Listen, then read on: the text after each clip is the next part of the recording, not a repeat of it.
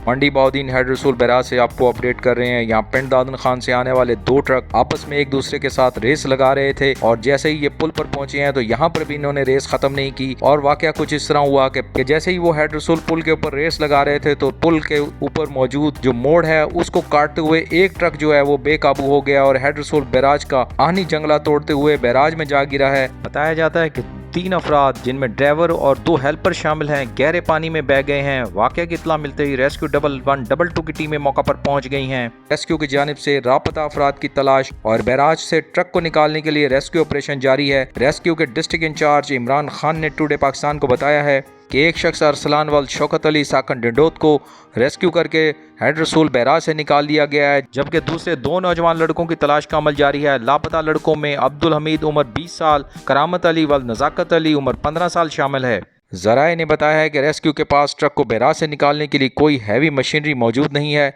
जिसकी वजह से ट्रक को बैराज से निकालने में दुश्वारी का सामना है। आप यहाँ देख सकते हैं कि रेस्क्यू की जानिब से 1122 की टीमें जो हैं इस वक्त बैराज रसूल पर रेस्क्यू जो ऑपरेशन है उसको जारी रखे हुए हैं और यहाँ पर इस वक्त जो है नौजवानों की तलाश के लिए जो मोटर बोट्स हैं उनके जरिए तलाश का सिलसिला जो है वो यहाँ पे जारी है। लेकिन ट्रक जो है अभी भी आप यहाँ पर हमारे वीडियो क्लिप्स में देख सकते हैं, वीडियो के अंदर आपको साफ दिखाई दे रहा है। रेस्क्यू ज़राए का जो कहना है कि वो